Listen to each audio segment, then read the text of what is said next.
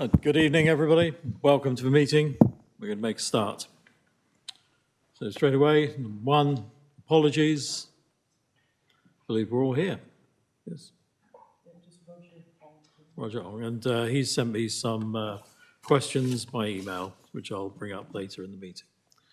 Item 2, to confirm the minutes of a meeting held on the 9th of December. Happy with those? Great. Great, thank you. Item 3, declarations of interest. Members have any declarations of interest? No.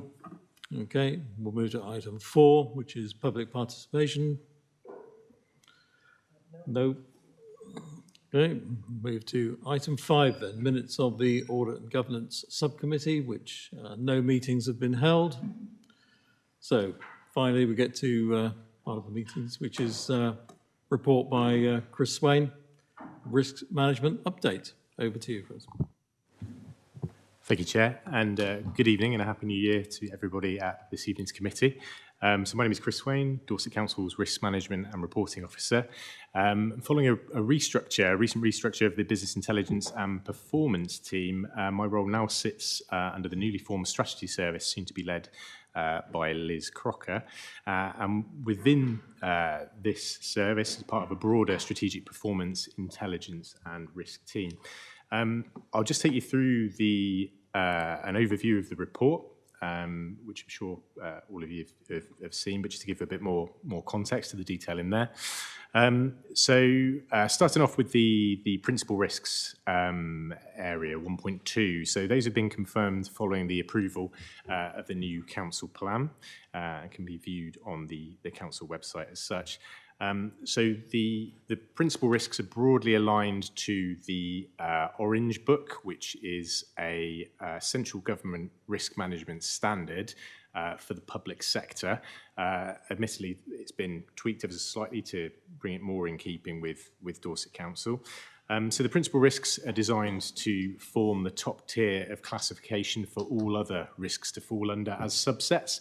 And the intention is that they will enable the organisation to be informed and act across enterprise risks and therefore enhance the delivery of the organisation's objectives. So various risks across the organisation could sit under multiple principal risks, and indeed the principal risks themselves could have multiple other risks within other areas that sit underneath each of them, enabling you to get that cross-cutting across the organisation in time. So 1.3, so following approval of the organisation's principal risks, we are now working towards a risk appetite statement for Dorset Council and the mechanism around how we deliver that. So a risk appetite statement is the level of risk that the organisation is willing to pursue or accept in the pursuit of its objectives. So that's going to provide that high-level strategic steer, as I say, around the amount of risk that the organisation is willing to accept in the pursuit of those objectives. So work is underway to bring that to the forefront. Moving on to section 1.5, so work that I've completed recently, workshops with the Children's Services Extended Leadership Team and Digital Place Service to share best practice around risk management. Just to clarify, that's not me telling them how to manage their risks at the sharp end. It's really just sort of sharing best practice around our risk architecture strategy and protocols, because obviously they are the subject matter experts in their particular areas.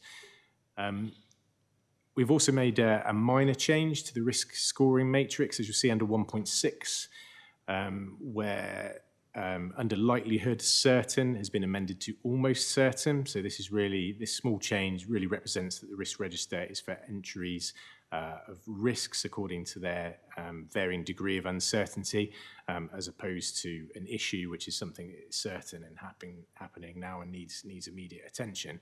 And I'm working to update all the necessary material to reflect that change. And just finally under 1.7, just that rolling 12 months since January 2024. So looking at the progress there to do with our risk register compliance. So this time last year, we're at around 41% compliance with risk register updates. We are now, again, in a consecutive month at 100%. With compliance in that area. Again, as I always say with these things, compliance is only part of the story. It's about enhancing the quality of the information that's in there as well, to ensure that it's fit for purpose and gives our people making strategic decisions the information that they need. Happy to take any questions, and I'll certainly do my best to answer them. Thank you. Thank you, Chris. If I just read out before I come to members in the chamber, there's an observation from Roger Ong, who says that the relates to item 6, risk management, merely the advice that the term certain should then be almost certain, but all the subsequent tables still say certain. A minor point, I know, but consistency is needed. So should they not say almost certain? Yes, exactly right. They should all now say almost certain. Yes. Yeah, that's right. I'm in the process of updating those. Yeah, absolutely. That was Andy. Same point, actually. I'm interested to know, how do you differentiate between certain and almost certain? Is there some sort of actuarial analysis going on underneath it? Certainly, yeah, that's a good question. Based on where we are at the moment with the scoring of that, it's down to the opinion of the subject matter expert. Because we're looking at applying the likelihood as part of the risk scoring matrix across the entire organisation, it's really down to the subject matter expert as opposed to giving any specific metrics. Yeah, essentially, yeah. Thank you. Jill? Thank you very much. Councillor Jill Haynes, Chalk Valleys. I'd like just to, these are the two real difficult ones, the two real difficult ones that we've had for donkey's years, basically. But I've challenged this probably last summer, and I feel I do need to challenge again when we're talking about cyber attacks, because I really do feel that we need to understand what that feels like, and the only way we can do that is actually to turn it all off. And I wondered how close we were getting to a time when at least sections, I know it would be totally disruptive to do that to the whole of adult services or the whole of children's services, but are we actually getting to a stage where we could turn off small bits at a time and just see how that worked, whether they were able to do paper, heaven forbid, or and how fast it took to catch up again with what had happened if it happened to be off for 24 hours. Are we doing any of that work? Because you don't know what the risks are and how difficult it is to do it until you've done it.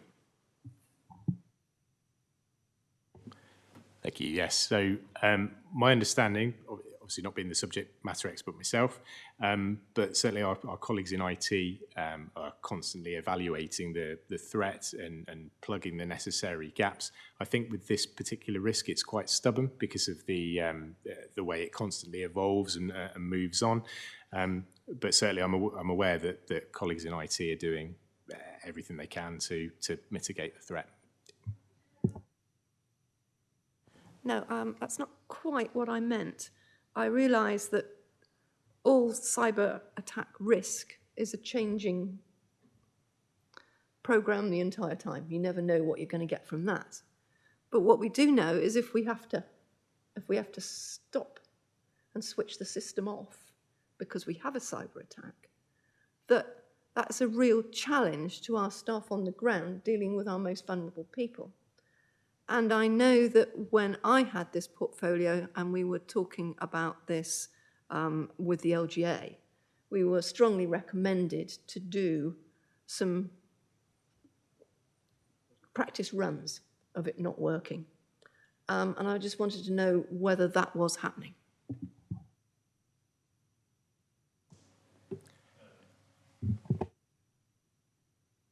You're welcome to answer, but Aidan seems very keen to discuss the option of shooting yourself in the foot, which appears to be the question. Thank you. Good evening.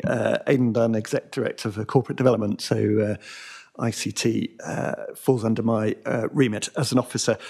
So a very, very good question, and it was a helpful kind of review that we had with the LGA a couple of years ago. We're sort of very alive, alert to this risk. So two things going on in terms of preventing or resisting cyber attacks. We've invested in, strengthened our security just recently. But in terms of running trial or running situations, we haven't gone as far as actually switching things off, but we ran a scenario during the autumn of what happens if Microsoft went down. So we ran a scenario, what happens if Microsoft went down? And in the usual way, we pulled together our operation incident management team and got a member of every department together around the table, around the virtual table as it was at that time, and asked, how would you manage your business? What are the implications of that?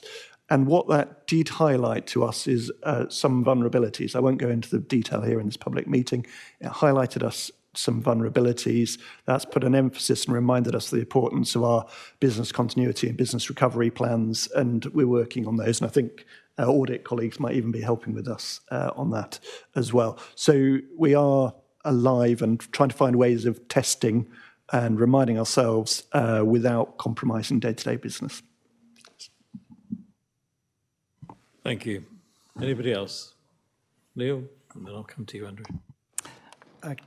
Councillor Neil, I think, Egerton Ward. Thanks for that, Chris. I suppose I just had a question around 1.7 and the way you're talking about 100% compliance in terms of the risks. I presume that means number of risks having been documented. But I guess my big question, and it's really hard to tell from the information in the pack, I think, is how you assure completeness or not duplication of risks. So although you've got, say 150 risks in children's services, could you just explain how you make sure that you know that there are only 150, or that perhaps that there may only be 50, and in fact, some of them are there in triplicates? I just wondered what process you go through to make sure that you mitigate against that risk. Sure, thank you, Councillor. And that's a good question. So to date, I've been doing work with through the directorates to review their risks and look for symmetry and where there's crossover. At the moment, it is a little bit of a manual process, but certainly there is work being done to ensure that we're not duplicating risks and that there is appropriate scrutiny to ensure that there's not it's not a ballooning number, if you like.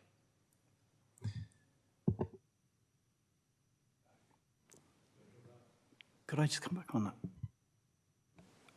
Yes, I'd just like to come back on that. So effectively what you're saying is that it's your review as an individual overarching review of what's documented to do a sense check to ensure completeness, possibly going back to subject matter experts and confirming that, but there isn't any kind of review on a process-by-process basis or a sign-off, for instance, by some subject matter experts or process owners to say, yes, we're comfortable that this is reflective of all the risks in our process and we feel like they're, materially correctly reflected. Is that correct? It's just basically your review. Yes, So my review in conjunction with the subject matter experts in the directorates. I'm not sure if anybody else wants to come in. Andrew. Thank you. Councillor Andrew Parry, West Parley Ward. The appetite for risk, the challenges facing local government and this council in respect of both our finances and our operational delivery. Whilst councillors might seek to receive a report covered in green, suggesting that all is rosy and clover, in reality, is this a model of likelihood and impact if we were to focus too carefully on ensuring that all areas are in green? Are we missing opportunity? Because I'm concerned that actually there's much to be gained by us accepting risk, and what we need to do is have a strong narrative behind our understanding of that risk, even if it is in the red area. Clearly purple catastrophic, would be an exceptional set of circumstances. I can't understand why we would want to go there. But there is clearly in delivery of service and in that transformational space a need to have a certain amount of additional risk applied. But it's understanding if it stays there for a sustained period of time, that's not necessarily a good thing, and what additional controls are in place. Do your calculations, the way you set this out, allow for that sort of scenario? Yeah, so that's good. That's a good question, Councillor. So within the risk scoring matrix, we base those at the moment when we're scoring a risk according to the controls that are in place currently, and then obviously that gives a risk score according to within the impact and likelihood scale. At that point, at the moment, it's a case of the organisation making a decision around whether they feel that level of risk is acceptable. I think what a risk appetite statement will do is give, as I say, that high-level steer on the level of risk we wish to take when we're pursuing those objectives.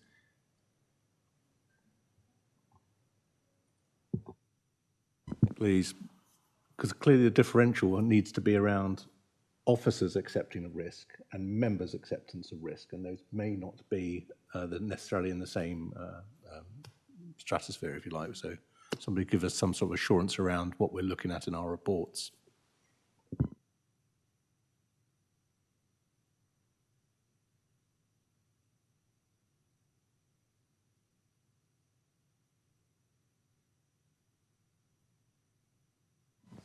Could you just elaborate what you're looking for, please? Thank you.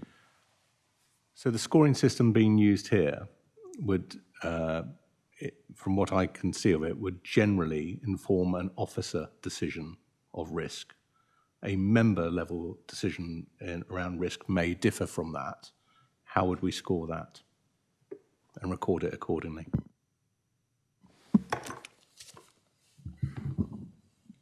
Okay, thanks. And it does depend on the nature of the risk, doesn't it? So the appetite for risk around, we take, for example, cybersecurity, as opposed to the appetite for risk about making investment for transformation. I think those are two there's the sort of the operational versus the, to what extent is there a leap of faith? I think this is about gauging that level of risk, and the appetite for risk is about good, strong officer to member, member to officer conversations, so that we try and reach that relevant or the agreed level. And I think this is where the layers of governance, such as this committee and many other committees as well, help us kind of reach that point. There's clarity around the accountability, who's responsible. For example, as a statutory finance officer, when looking at financial risk, I'll be strongly advising, and I have a statutory role of practically intervention if I think unnecessary risks are being taken.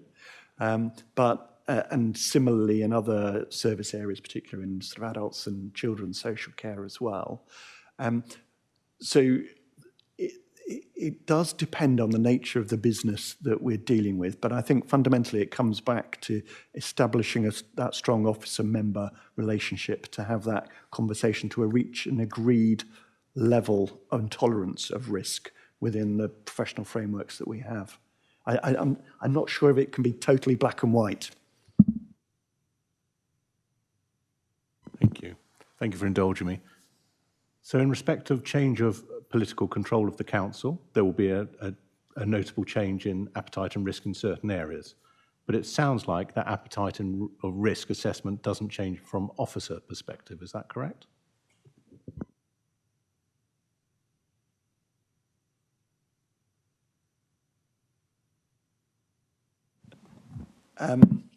So I think different administrations could have different appetites for risk in depending on the nature of the service. But I think the template that describes about what's catastrophic risk here, about multiple deaths, I'm sure both administrations would seek to avoid that. So I think there is room for judgment and about getting to know different administrations and their appetite for risk. But that's whether I come back to the officer having their professional responsibilities and statutory responsibilities as well. I'm not sure if I'm quite getting to what you're raising. So, are we in reality talking about administration's council plan? One administration will have a different plan from another, and the officers will assess that plan in relation to the risk they believe that that plan brings to the council. Is that what you're getting at, or, yeah, was that fair synopsis of? Yeah, Thanks. Yeah, so the role of officers is to advise, the role of members to decide, the role of officers then to implement. And I think that advisory role is really crucial to say these are the implications, and we've got kind of sort of bumper lanes that we operate it within as well, hence this risk framework. But I think different administrations can have different appetite for risk, yes. I have Simon next, and then. Thank you. Just to offer something which may or may not be helpful. So when I've previously been involved in exercises like this, the current matrix of risks that we have, the grid of risks laid out in that very colourful chart, is an expression of the current situation. And for any one of those risks, that may or may not be an acceptable situation. So then what you try to do is define what the desired position for that risk is. And that's then a negotiation maybe between the councillor and the officer to agree on that. And then obviously the plan of attack is to get the risk from where it is now to where it needs to be. So the appetite for risk is a very general term, but in practical terms, what you really need to decide is where those risks on that chart need to be, not where they are, not just where they are at the moment. What we're looking at is where they are at the moment, which is a statement of the current risk profile of the council's processes.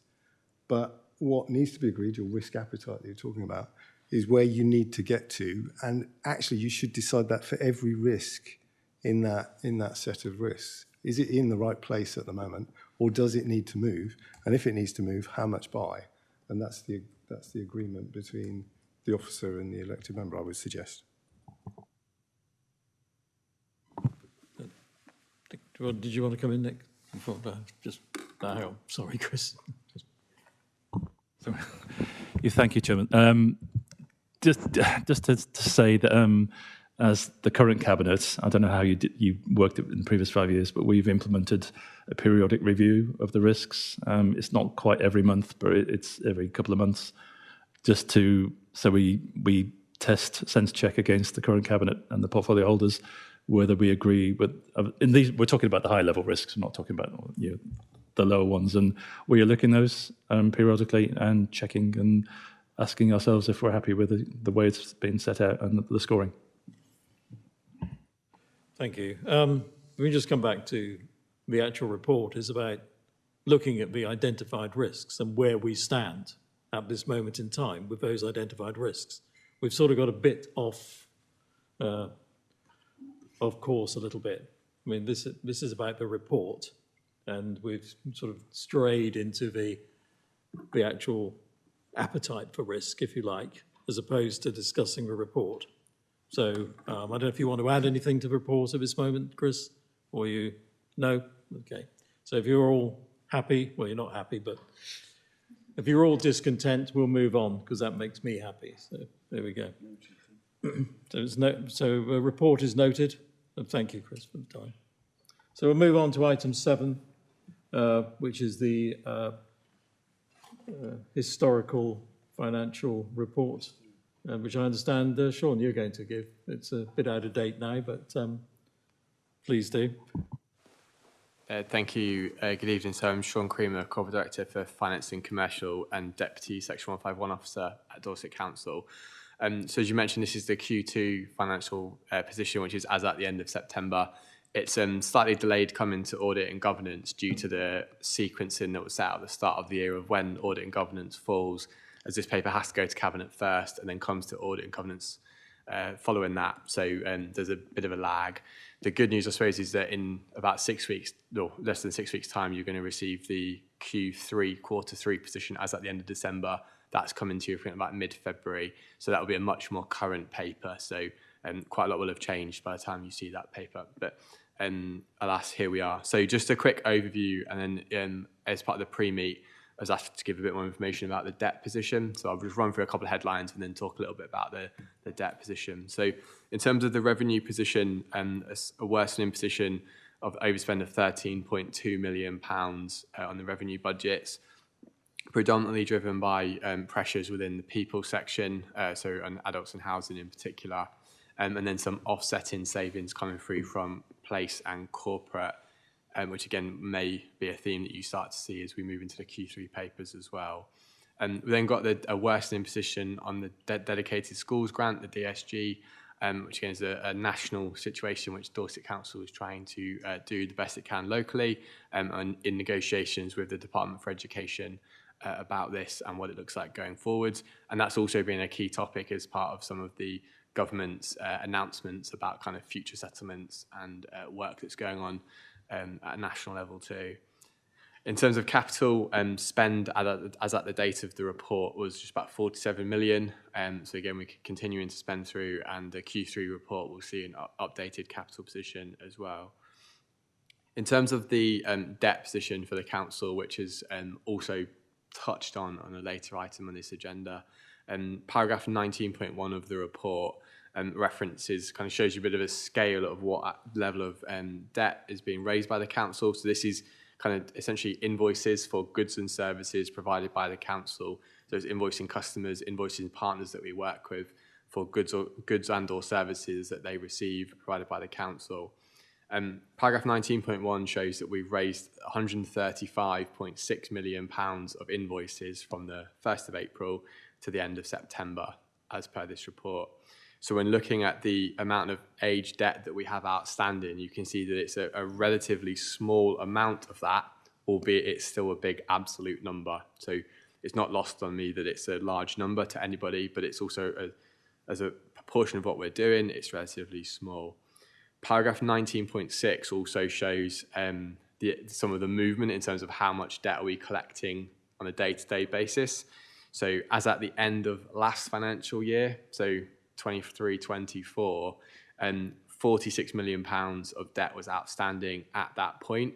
And the table shows that you can see 71% of that has been collected since the end of the year. So again, a lot of activity is going on to collect the kind of more current stuff and the stuff that is deemed collectible, and we're doing as much as we can to bring that in. The focus on offices certainly is around that kind of 30 to 90 day activity. So anything 0 to 30 days could be deemed as it's on an accounts payable run. It's kind of going through the system. It may be winging its way from someone's bank account into ours, waiting to be reconciled. Whereas once the stuff starts to move into that 30 to 90 days, it starts to be raise a question of this now looks like it might be a little bit overdue. So what are we doing about it? And then critically trying to prevent it from moving into that kind of 90 plus section where possible. Because again, once it starts moving beyond kind of 3 months old, it becomes maybe a little bit more difficult to chase down, or people start to kind of misremember the detail or that kind of thing. So it's really a focus of how we can kind of keep that stuff as and when it's starting to age, intervening as early as possible, and working with people, keeping that regular contact as to what's the situation, are there any queries, are there any disputes about the value of the invoice, for example, and then looking to resolve those in a timely manner and bring that money in as quickly as possible. And then a key part of that, obviously, is working with those debtors around the kind of can't pay versus won't pays as well. So looking to understand what's the circumstances, and absolutely where it's a can't pay, so someone cannot pay that invoice for various reasons, looking to work with them on payment plans or solutions that can see that debt resolved. And obviously in the scenarios where it's a won't pay, so someone's kind of refusing to pay it or being more challenging, again, we look to kind of expedite that through any legal options available to the council, as ultimately all the money that is raised is funding and contributing towards service delivery for communities and residents. So it's vital and proper that the council recovers that wherever possible. So that's a quick overview of the overall position and a little bit more detail on debt. So perhaps pause there for questions. Thank you. Before we go to members, I've got a question from Roger, which was about the DSG and mention of a safety valve. The question was, what is the anticipated timing for when this will be concluded? And are there any issues as to why this has not yet been achieved?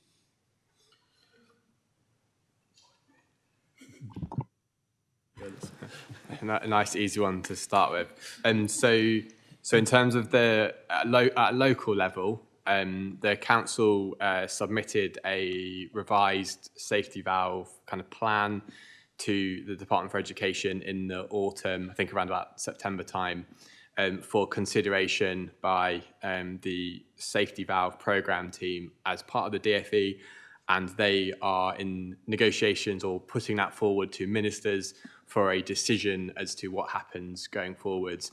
We recently saw as part of the local government finance settlement that there was some tannoying from the DFE around they won't enter into any new safety valve agreements, but we did receive a letter confirming that anyone who's currently part of the process will continue to receive the same level of support and advice that we currently get. So we are very much still part of the programme, and we are awaiting a ministerial response. Obviously, there's been a change in government whilst this programme's been going on, so quite a lot of change. And we expect at a national level, there was referencing as part of the local government finance settlement about, again, the government considering what options there are for a kind of more permanent national solution to this, and some expectation that perhaps was, as we received the spring budget in March, that we may find out a little bit more about the national proposals. Thank you. I think, Belinda, you were first, and then Simon. Thank you, Chairman. Belinda Borden, Lyme Regis and Charmouth. Could you possibly explain, I was a bit confused by paragraph 11.6. So where you say you're talking about the DSG deficit and supporting a return to a balanced in-year position by 26-27, it's the next two sentences that I found a bit confusing. Can you just... So Dorset Council will contribute 33 million of revenue as part of the agreement. Additionally, Dorset invests in 47 million into capital schemes across the county. Sorry, I didn't quite understand what that means. Yeah. Okay. So this is excuse me, paragraph 11.6. I think. Yeah. So this is all about the high needs block. So children with special educational needs, and essentially Dorset Council has been spending more money than the government's been giving us, along with the rest of the country. So as part of the agreement that we entered into sort of 2 years ago, the safety valve deal, we had got a debt that needs to be paid off. So the Department for Education agreed to put in some of their funding as long as we agreed to put in some of our funding. So that relates to 33 million was what we agreed that Dorset Council would put in over a 5-year period. But we haven't been putting it in because we've been sort of essentially the deal has been paused while we renegotiate it. So rather than paying off that debt, we've been putting the money into a reserve, in the first instance. Secondly, the part of our recovery plan is essentially what we're recognising is rather than fund high-cost placements for children out of Dorset Council area with private providers that cost us a lot of money, we wanted to expand the capacity of our local schools, mainstream specialist. And so as a consequence, we've we've got a programme of investment of £47 million worth of capital to essentially build more school places.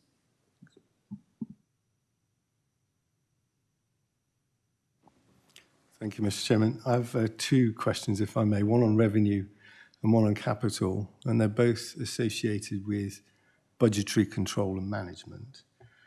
And my question on the revenue side is, actually, if I look over the last, well, since 2019-20, The budgets for adults and children have gone up 30+%.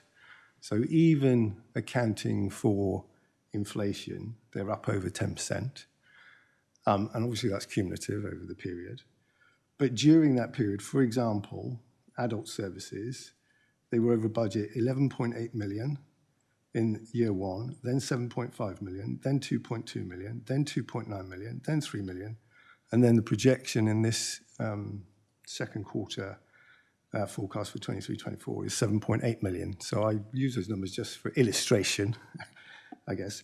So my question is, it looks to an observer that there's an acceptability, a cultural norm of acceptability of going over budget, even though they are getting significant increases in their budget year after year.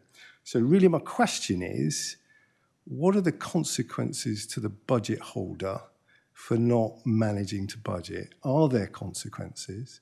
And if not, is there sufficient control around people managing to budget? So I'm not suggesting that any of the services, the quality of the services, the value of the services is in question. But it's often a false dichotomy to believe that you can't deliver a good service and manage to budget. And so my question is really about the budget. What controls are there to ensure, what consequences are there for the budget holder and controls to ensure they manage to budget? Thank you.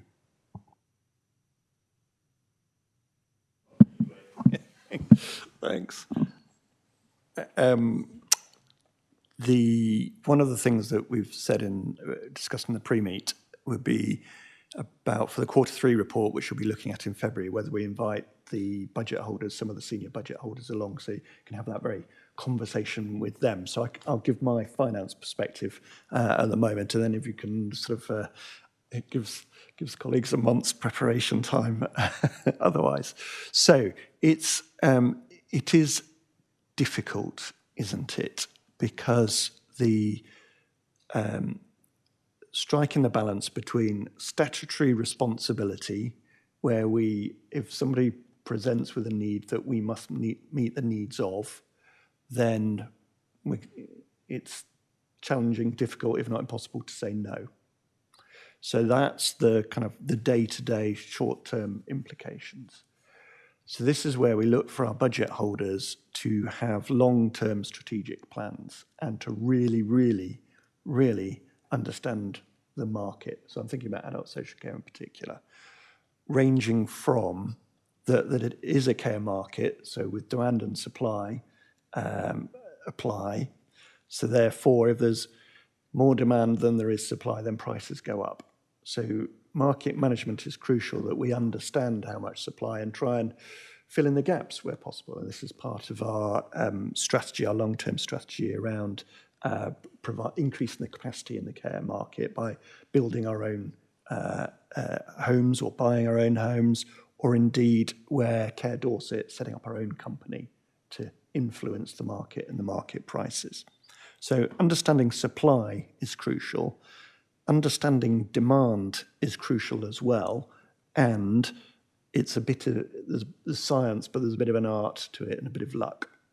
In terms of demand, if we just look at the moment, the pressure the local health service is under, in terms of people with flu going into the hospital, so the hospital needs to get people out as quickly as possible. That puts a spike in demand on social care, and we're under pressure to do it now, so we end up taking a higher price than one that we could negotiate.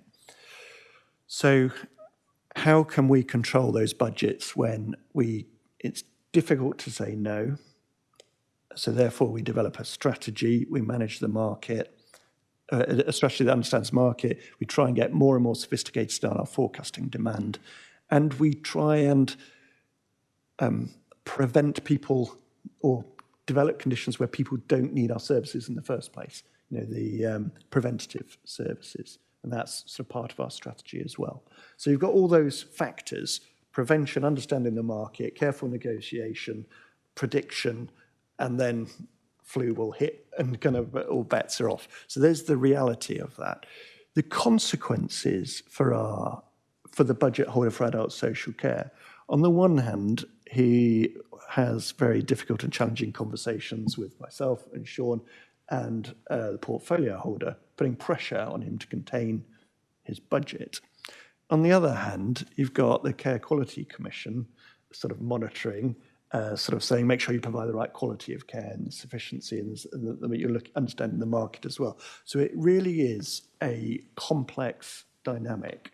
And it's one that we constantly ask ourselves of, have we got the balance right between putting pressure on demand, putting pressure on you're overspending, do something about it. If you're overspending on buying care, can you make savings elsewhere in your budget? So we strike that balance between versus an acknowledgement that these things sometimes happen or quite regularly happen, and therefore we need to create a bit of headroom in the budget, or indeed other parts of the council have to generate an underspend to offset some of these pressures.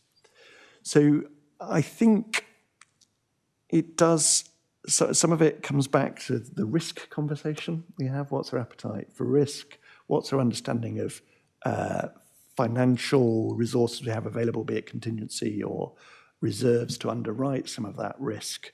But we are reliant on good people having a good long-term strategy, which enables us to absorb, try and avoid and minimize the day-to-day challenges. I think I'll just finish on one point. Our colleague, Teresa Levy from Children's Services, she was very strong, and I'm sure she still is in Cheshire East, very strong on the point that says that we as an organisation, we as a finance team, and shouldn't just accept that demand is demand, therefore there's nothing that can be done. There's always something that we can do. We might not be able to do it immediately. It's about longer term, and hence this balance of the need for a long-term investment as well. So I think that sort of quite a broad answer. Hopefully that covers some of the points. Thank you very much. That was very helpful, Aidan. Of course, it is an incredibly difficult balancing act for the directors of these services, and that's why they're paid the big bucks, of course, to navigate that difficulty. And I kind of understand what you said. I guess my concern would be that it's not obvious to me that the dynamic is going to change in the future.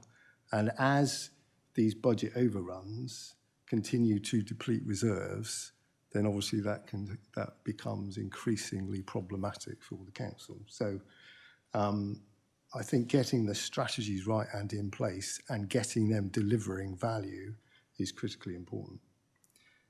If I may ask my second question about the capital.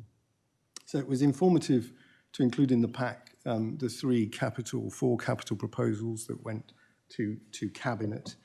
And my question around capital, well, an observation on the capital proposals is there's very little in terms of any financial quantification of the benefits. Even if that's cost avoidance, there was little there. I think there was on the children's social care residential sufficiency, there was something in there, but it wasn't clear exactly where that cost avoidance comes from.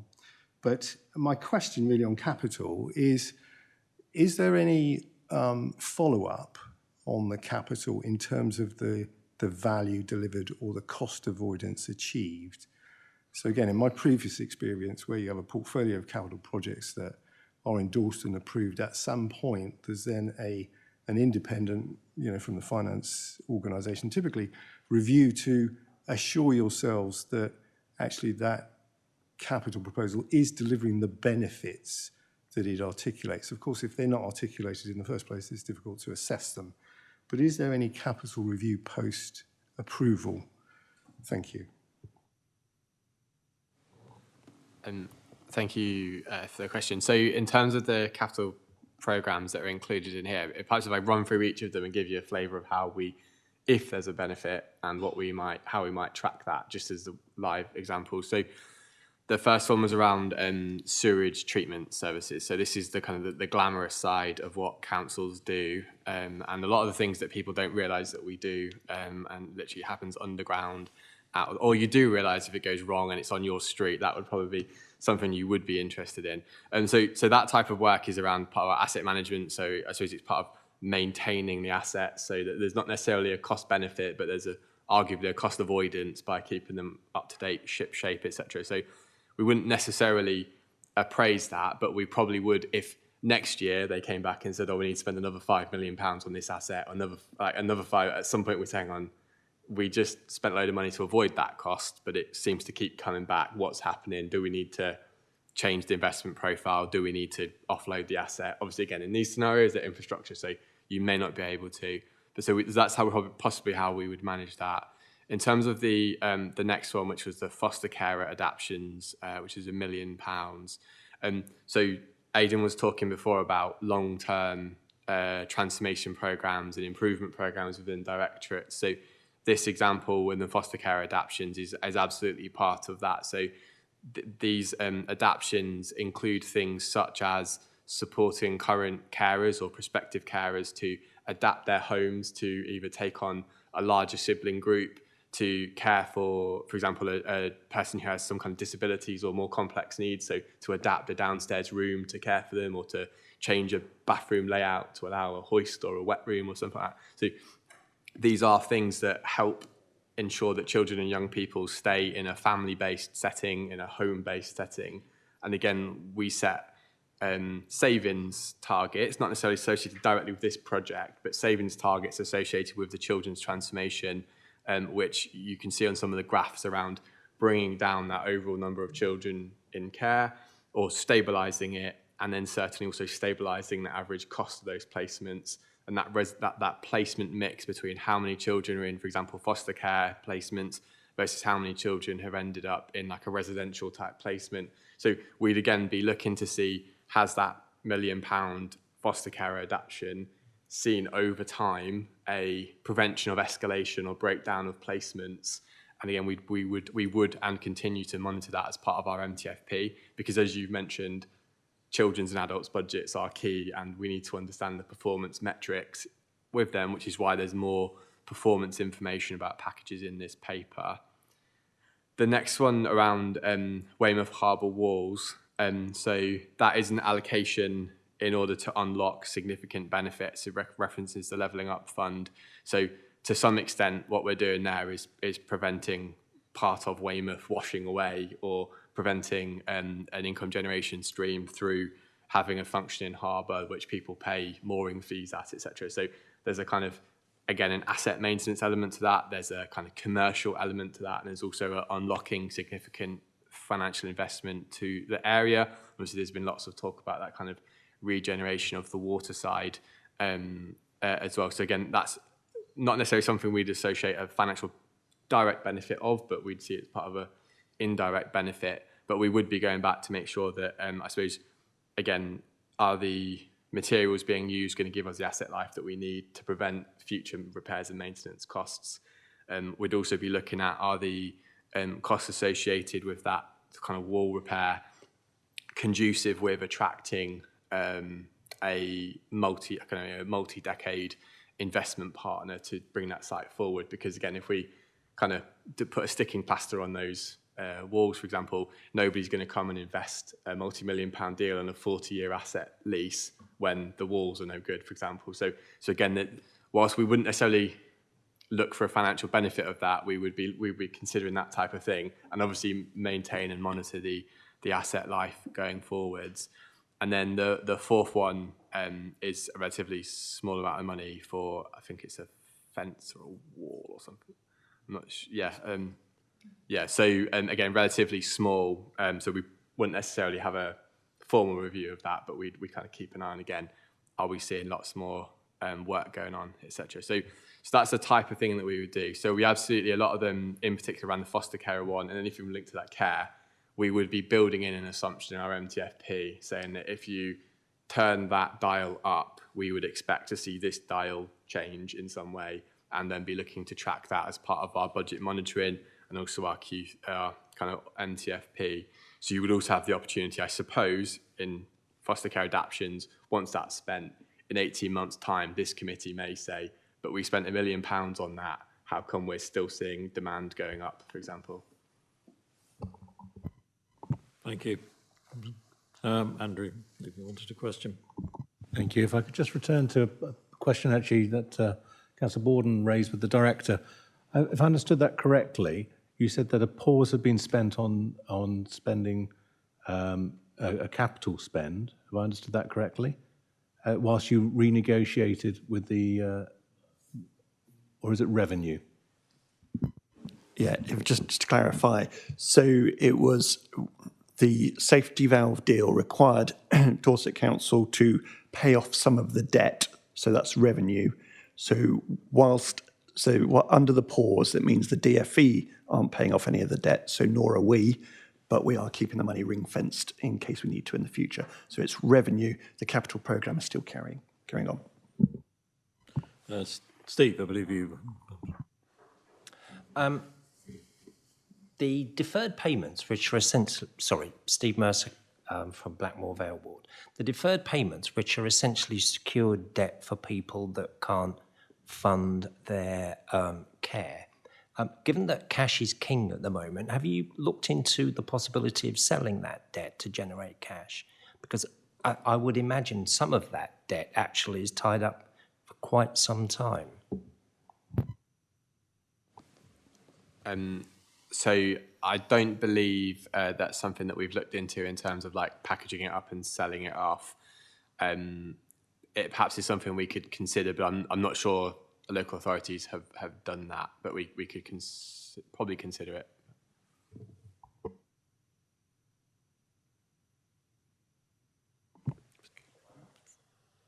Anybody else want to contribute to that?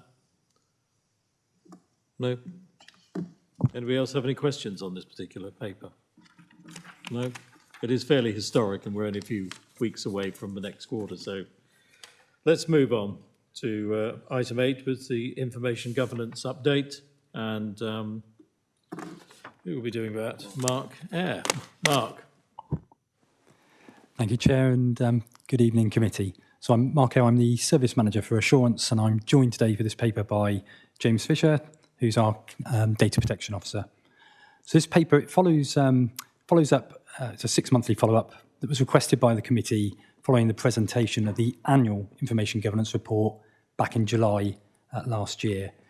At that time, we recognised that we had quite a challenging action plan to meet the outcomes of a self-assessment that we undertook based on guidance from the Information Commissioner. We also discussed some of the challenges in meeting information request timescales, and also discussed a little bit that we were looking at introducing some automation to manage some of those processes more efficiently. At that time, we were also looking at developing a resourcing plan. So this paper follows up on those issues and highlights progress on that particular action plan.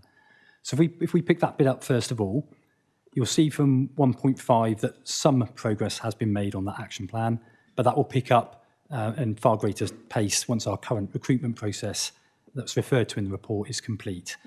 That's an interim 12-month arrangement, which is to manage policy updates and a range of other changes to process that we've been struggling to move forward because of some of the demands that are sort of business as usual demands. Section 2 of the report focuses on performance, and that's both on information requests and also mandatory training. We've also had some focus on freedom of information requests at the Place and Resources Scrutiny Committee recently. They were concerned about some of the red reporting, which is also replicated within this report, and we're giving an update in advance of each of those meetings to the chair there. But overall, we are pretty close to the 90% target set by the Information Commissioner for freedom of information. In fact, the areas that generate the most requests, which are the Place Directorate and Corporate, are regularly reporting as green.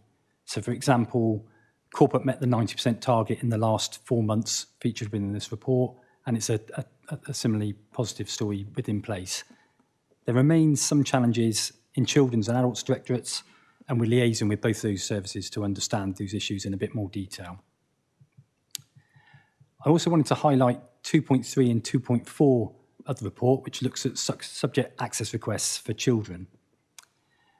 At the time that the information compliance team inherited that responsibility, which was, I think, early 2020, compliance levels were regularly around from 0% 1 month up to about 50%, and generally showing as a red indicator.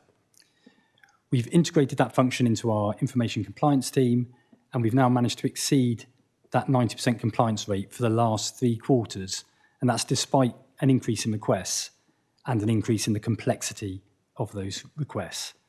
So that's been achieved through a mixture of refining the process, integrating that function with other professionals that are in a similar line of work and developing those skills, and also some funding that we were utilising for outsourcing some requests.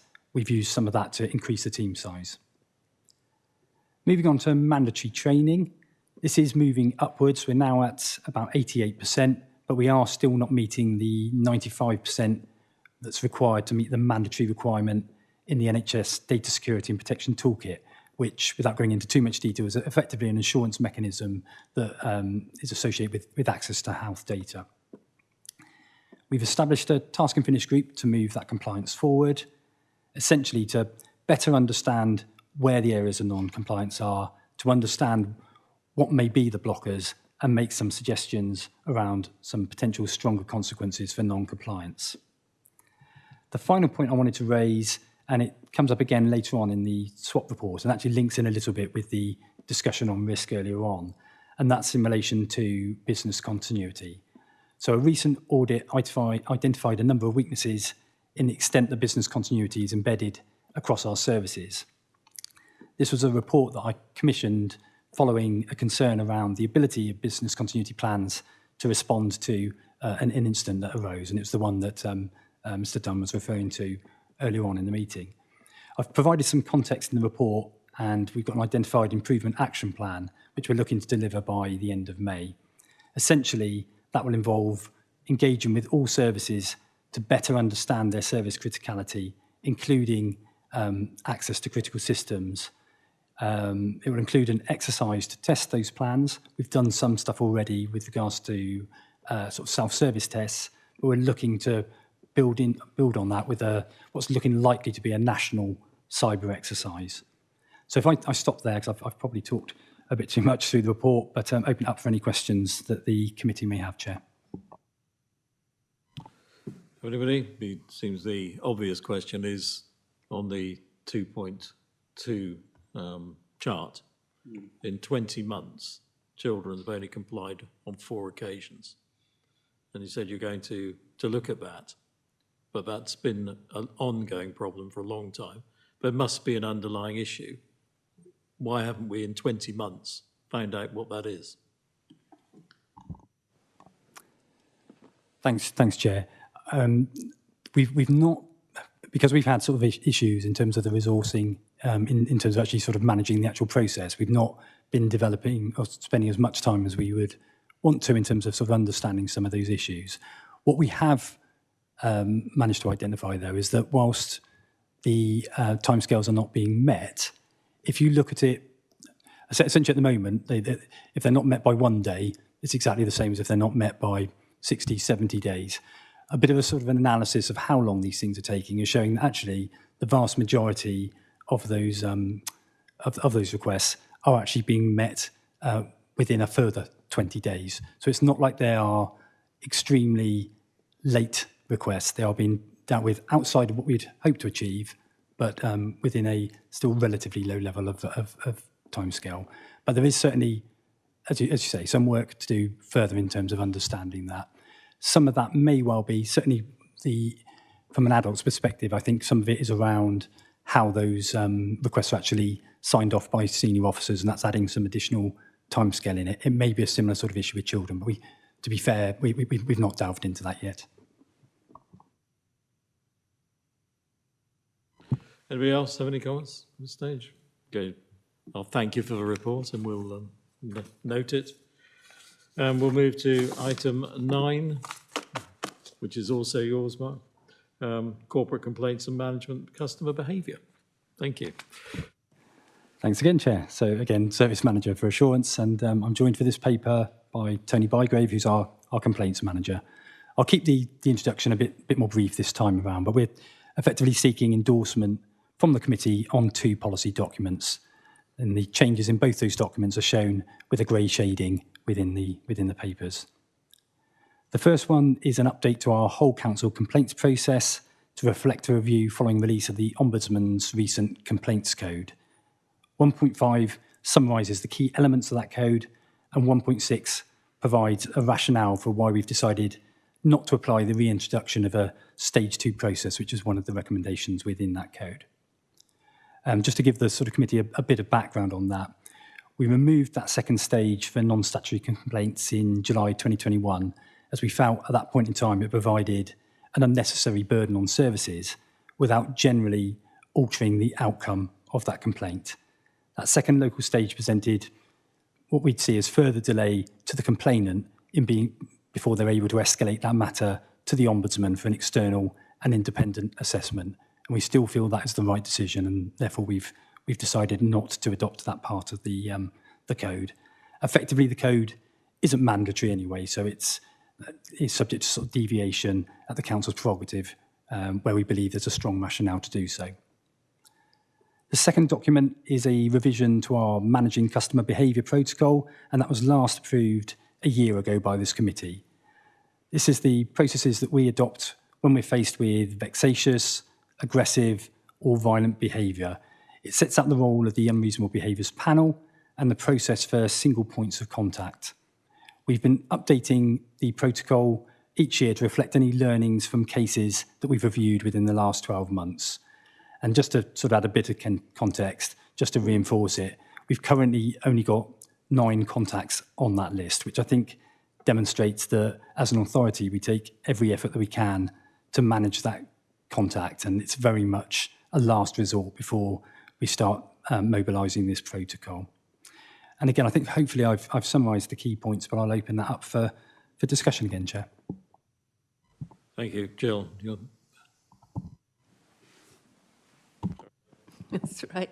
Thanks very much. I was on the little working group that went through this with Grace, and I think this has really cleared things up. It's made it much clearer, much easier to understand the whole situation.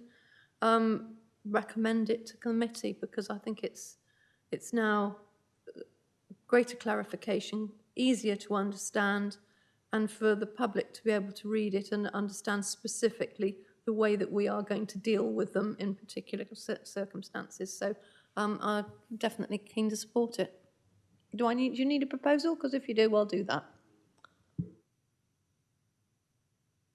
sorry, anybody else has any comments? No? In that case, we'll move to recommendation. You're going to propose a recommendation, Jill? Yeah, I'll second it. Seconded. All those in favour? Well, thank you very much. Move to item 10. Thank you very much, Mark. Guys, thank you. Update on our future council work. Aidan. Thank you, Chair. So potentially a quick one here, just to a quick recap. Our Future Council is the Council's transformation programme that seeks to improve the experience for our customers whilst reducing the costs of running and operating the council. It's much larger than that, but that's in a nutshell. At the moment, it's a busy space. The outline business case for the transformation programme went to Cabinet in November, and at that point Cabinet agreed that we should develop a more detailed full business case. Last week, on last Thursday afternoon, we spent 2 or 3 hours in committee looking at some of the principles behind that business case, and that's enabled us to put the finishing touches during the course of this week to the full business case that will be going to Cabinet a week in 2 weeks' time, 28th. So that detail will be available then. The committee last week, the joint overview committee, kind of endorsed and recognised the role of the audit committee in looking at the implementation of our Future Council transformation programme. So essentially, the business case is about to be published, and then we'll commence implementation subject to Cabinet approval, and then there's a role for the audit committee there. So we're in a process building up the pictures place rather than giving you an update on implementation. Thank you. Thank you very much. Thank you very much, Aidan. Just a point of clarification. You talk about the, I think the business case coming to Cabinet on the end of this month, is it? Bearing in mind that a lot of work was done by PwC in terms of helping us to shape what our future council is now going to look like, will certain aspects of the PwC report be contained in the report coming to Cabinet?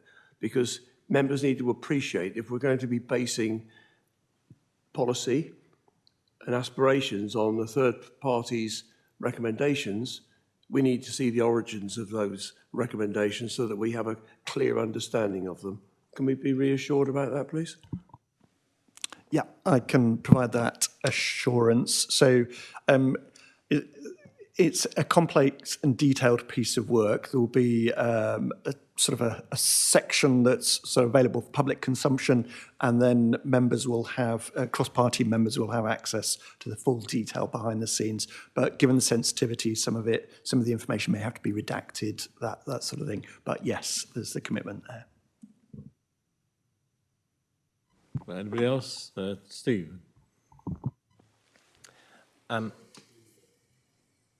Aidan, my question, so I'm not on this committee and I'm just an observer, as it were. I think councillors were expecting to see some granular analysis of that transformation programme. And Spencer's asked the question about whether parts of the PwC report will be released, which is good news. I guess my question surrounds what will the monitoring process look like? What will you bring to this committee and the full council so that people can see the achievement of milestones? And probably just one observation that you produce currently quarterly accounts. And so you're just about to bring October's accounts in February. So those will be 5 months old. As trading, that's a Freudian slip. As performance becomes more crucial, are you intending to shorten the reporting periods? Thanks. So just to clarify, what we bring into the public domain through Cabinet is quarterly financial reports. So this time next week, on Monday, the Q3 finance report will be published. So that covers expenditure to the end of December. So Cabinet will see that within a month of the end of the year, month end. And then the Audit Committee will have the opportunity to look at it sort of 2 weeks later. So we're on sort of catch up then. So that's the quarterly cycle in public. As officers and with Cabinet, we monitor on a monthly basis as well. So there's that detail we don't necessarily put into the public domain, sort of given the length of these reports as it is anyway. So first of all, we're slightly out of sync for the Audit Committee for this report, as Sean just described, but by February next month, we'll be kind of back up in synchronization. Secondly, the bit about the implementation of the report, implementation of transformation, it's going to be complex. We touched on some of that at the overview committee last week. So there's the implementation about the aspect of, are we achieving the savings targets? So that will come out through the quarterly financial reports. And you can already see it as an appendix in today's report. There's a section about transformation, whether it's on track or not. So there's the financial implications. But then there's also, as part of the enabling process, there's going to be investment in technology as well, and the implementation of some quite significant systems, not least the finance and HR system as well. So there'll be reporting around that as well. So this programme is going to be big and complex. The overview agreed last week that the Place and Resources Committee will have oversight of the implementation in terms of the reporting and the scrutiny of that, so place and resources scrutiny, and the audit committee will be looking around the risk and governance aspects of it as well. So I think it's in all our collective interests to have our finger on the pulse of this project, and that's what we're trying to do. Thank you. Belinda. Yeah, thanks, Chairman. Sorry, you've obviously discussed this already, which was just to say that that paper was missing from the agendas. I went through it when it first arrived, everything, and I didn't pick up that the paper, item 10, was not in the pack. But I came to the joint committee, so has it changed significantly since that paper, put it that way? Yeah, sorry, just to be clear, this is it's agenda as a verbal update. So we're not missing a paper. It's just because, to put it simply, we haven't had the business case approved yet, so the audit committee hasn't got a role to oversee the implementation. I'm giving a verbal update, so you're not missing a paper. Andrew. Thank you. If I could ask one thing of transformation, it would be the ending of the 3 cycles of reporting. The first is when it comes to overspends. The first is it's too soon for us to be able to tell whether this is going to carry on throughout the year. The second phase is, yes, something really should be done about this, but what? And the third seems to be, well, we could have done something, but it's too late now. The sense of palpable frustration of that is actually, stage 1 is, we can see there's an overspend here at the beginning of the financial year. Action is now taking place, and we will come in on budget, which goes back to the questions you were harking back on the services overspends in the directorates earlier on. Are we likely to see from PricewaterhouseCoopers, I know it's too early, has the question been asked of them, what can be done to stop this narrative of us reporting high-level budget overspends at the beginning of the year and still having to report them at a sizable level at the end of every financial year? Can I just unpack a couple of elements of that as part of the complexity of what we report? So I just separate out transformation from kind of the business as usual aspects. Now, they are interconnected. But if we take, for example, what we were discussing earlier was, in particular in adult social care, the increase in demand, the number of residents coming through that need our support costs us more and more money each year. And that's quite volatile, so it can go up, it's hard to predict. So for the greatest will in the world, the transformation programme could deliver everything that we said it was going to deliver, and yet demand still goes up, and so we're not able to achieve a balanced budget. So I think there's the complexity there. And this comes then back to our appetite for risk, the earlier conversation about some of our transformation rightly needs to be a little bit of a leap into the unknown. We have to take, in some cases, commercial risk. We have to take a degree of a leap of faith in some areas if we're going to be truly innovative. And that means that sometimes our transformation isn't successful. And therefore, on the one hand, as your director leading on a transformation, I kind of have to take that leap of faith. And on the other hand, as your finance director, I have to set aside sufficient funding to manage and to hedge that risk, hence the use of reserves, hence the contingency as well. But I come back to your overall point of a frustration that we set a balanced budget, it looks like it's going to overspend, and then it starts to improve in the latter part of the year. I think there's multiple factors for that.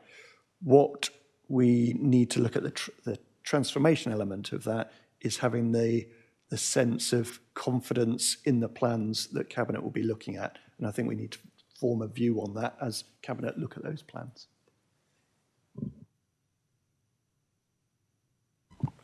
Simon, I believe you've got a question.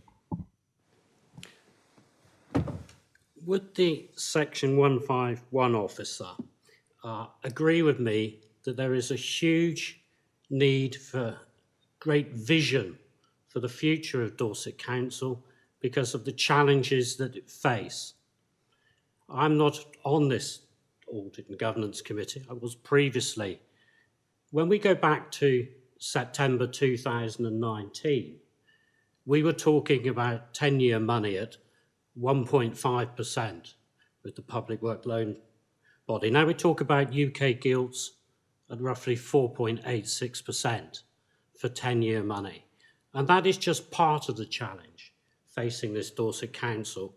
Clearly, we have a government that doesn't listen to the council, and there is a huge need for vision. Would you like to comment further on that? Because for myself, when I look through the budget forecasts, etc., and I see growth of business rates forecast in the region of 6%, and then I think of the current economic climate, I think, my gosh, what difficulties we may face. Aidan, would you like to respond? Thanks, and I'll desperately try to avoid straying into the political space, if I may. So stop me if I do. I think the first point that the council, almost 6 years old, and the environment that we've operated in has changed dramatically during that time. And I think the economic outlook that we're seeing nationally is worrying. And I think the implications for local government finance, we've already seen in this year's or the next year's settlement, means that we're going to get less and less government funding from government. And then you're seeing national headlines as well, I think today of all days, saying further savings, further cuts might be on the way nationally at a departmental level. So first of all, I think we need an absolute sense that we need to take our destiny in our own hands as a council. I think we can and must lobby for additional funding, but we do need to take our destiny in our own hands and shape a future.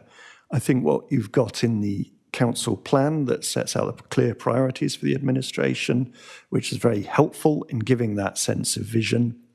And I think looking at developing the economy and housing are two crucial factors for this council in the future. But there's no getting away from it that our demographic profile of an aging population is going to be a really, really tough nut for us to crack. And I think I'm really struck by this sense that as much as Japan is seen as being on the cutting edge of demographics, the age profile of Dorset is older than that of Japan. And so we sort of a real outlier in the country. So if we can sort out and address how to fund the social care for an aging population, if we can address it, then others nationally and internationally will be interested to learn how we do it. And I think what you're seeing from the council, sort of from the previous administration and to this administration, is that a sense of ambition of trying to do that through investment and through trying to manage the care market, as I was referring earlier, by building capacity to meet the aging population. But also, I think our communities have got a real role to play as well, be it through volunteering or creating that community capacity to support our residents so that they don't need to access those costly local authority services. So I think, does the council need a vision or need to be visionary? Yes. Is it? Yes, I think it is. And I think this transformation programme really needs to be at the heart of it, and we all need to get round it to deliver the best we can for both Dorset Council and our residents. Well, thank you. I think we've strayed quite far enough from our future council, and whilst I understood that we would be monitoring, I hadn't realised that Japan would be as well. So, but I feel that we could move on now. Thank you very much. To report 11, which is the internal audit, and I'll hand over to Angie Hooper. Thank you. Thank you, Chair. Angie Hooper, Principal Auditor, SWAP Internal Audit Services. This is the third of our update reports for the 24-25 financial year, and we are offering a reasonable interim opinion. We have issued 3 limited assurance opinions since our last report: temporary accommodation, children's services, social care complaints, and effectiveness of business continuity plans, and the summary reports are included at the end of our report. One of these, effectiveness of business continuity plans, has been identified as having a potential significant corporate impact. And in the information governance paper agenda item earlier this evening, the Service Manager for Assurance has provided you with more detail about that and the plans in place to address the issues identified in the audit. Actions are due to be implemented by the end of May 2025, and we will report progress of implementation in our update in July 2025. You will also remember that in our September update, we agreed to follow up the actions for the limited assurance opinion for estates, income and debt management, because since issuing that report, we'd been advised that there was more evidence available that hadn't been provided at the time of the audit. The follow-up concluded that the original opinion stands, but that 4 out of 5 actions that were due have been completed, with 1 in progress. The summary report is included in your pack. At the September Audit Committee, we were also asked if we could undertake some data analysis of the debts, which is attached at Appendix B, and any questions members have about this should be held until we move into the confidential session. Moving on to implementation of actions, as at today, there are 25 overdue actions, 11 of which have passed their original date and 14 of which have passed at least 1 revised date. In addition, there are another 10 actions where the date has been revised at least once, but the latest revised date has not yet passed. It is disappointing to see that the numbers of actions with revised timescales remain high, but we're in contact with those officers to obtain updates on the implementation of actions so they can be closed off as and when they're implemented. And further detail on actions can be viewed on the executive dashboard that members have access to. I think that's it, and Sally and I are happy to take any questions. Thank you. Thank you. Simon? Thank you very much. I've a couple of questions. One is about the debt, so I'll save that for the confidential section. But just a clarification question, please. On the temporary accommodation, you said that the rents are not set as recommended by guidance, and if they were, then this would help with rent collection, and I didn't quite understand the logic of that. If you could just help me understand that, please.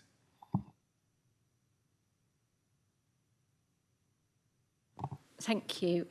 Yeah, I'm not the expert in this, but I think it is basically that the level of rents is potentially being set almost too high, so that those people who are paying those, if they're on certain benefits, aren't able to pay those, so then get into further debt.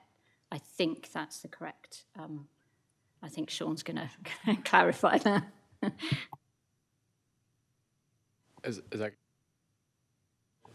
Yeah, so I'm also not an expert in this, and not super familiar.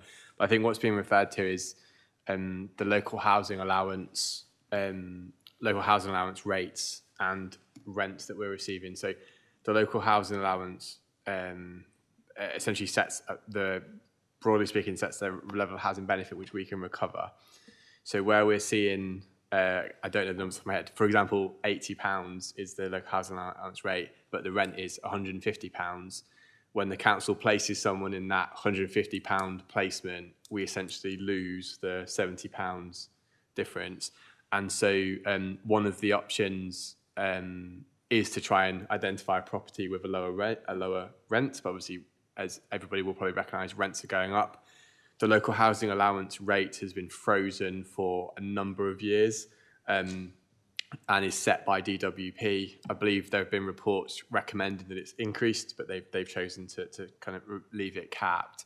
And there are opportunities where the team do look at a more optimal placement. So there's something I think around how many spare bedrooms there are in the placement that you make.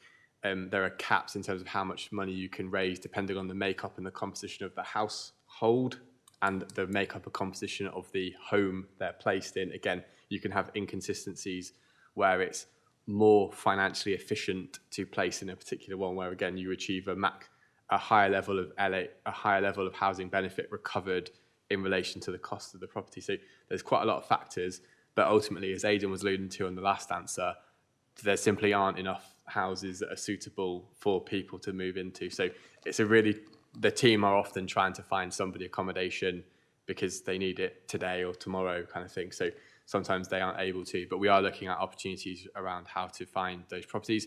And the council's got a capital programme which is looking to buy, build, rent, long-term lease properties, again, to try and optimise those mixes as much as possible. Thank you. Anybody else? So thank you very much. That's helpful. I just redirect to internal audit. So is there an action there then, or is what they're doing already sufficient? Yes, there is an action included in the agreed actions in the audit report around reviewing the setting of the rents. Yeah. Can I just ask a question? Because one of the principal drivers for temporary accommodation that we own was to take the pressure off of B&B, because the cost of B&B is hugely greater than it is if you can accommodate people in temporary accommodation that we own. Bearing in mind, as Sean very eloquently put it, we don't get the funding from central government that we should get. So we find ourselves, like all councils, subsidising that gap. But we can reduce that subsidy if you keep people out of B&B. Is that really related to this? Yeah, so that's an example of the type of suboptimal placement of B&B, massively suboptimal for any individuals or families placed there. It's not a permanent living accommodation that anybody would wish for any length of time. And yeah, the council is looking at its own estate. So, for example, we recently approved a project on Portland, which is converting a property to be able to be, I think, made into 5 self-contained units of accommodation, which is targeted for providing accommodation for families. So again, there's an opportunity there around, again, what's our current asset estate? Can we convert them, etc., to, again, reduce that placements, which are really suboptimal on every lens, really. Okay, we're just on that subject, page 195. So there's considerable criticism within that report at the moment. The assurance opinion is the review identified significant gaps, weaknesses, instances of non-compliance, system of government's risk management control requires improvement, and then below there's a number of things, and the bottom one in particular, the significant lack of staff training using internal software leading to inefficiencies, errors, and reduced proficiency. What sort of timescale, what are we doing about it? What sort of timescale have you set aside for this?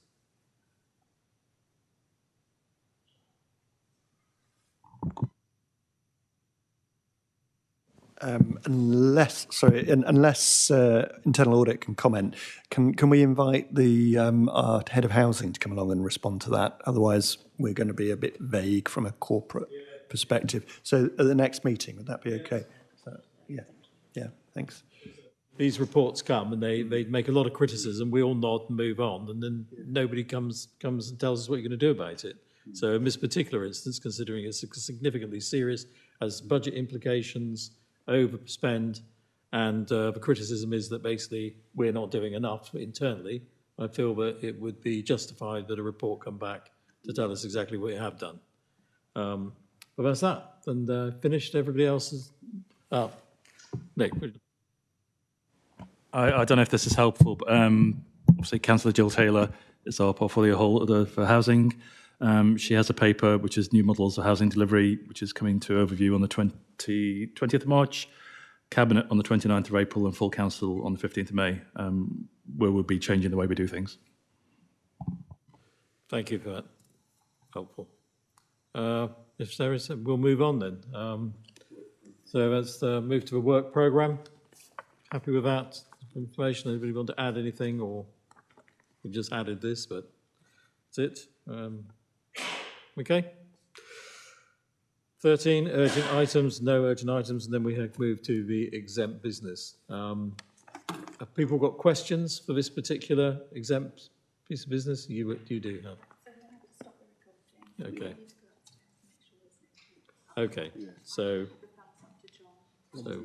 we'll cease the meeting as we're moving into exempt business. I'll second the exempt business. Okay, thank you.